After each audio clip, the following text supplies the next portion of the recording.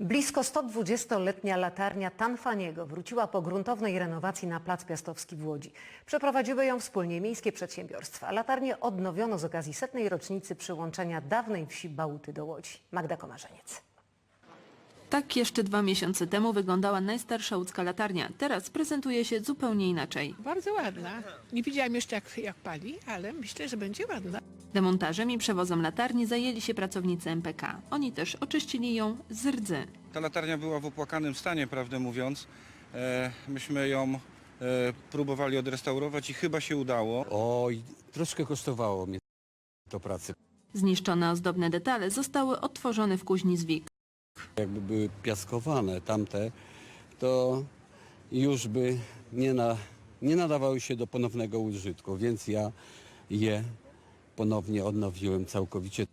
Pracownicy łódzkich wodociągów zabezpieczyli też żeliwne części latarni przed korozją.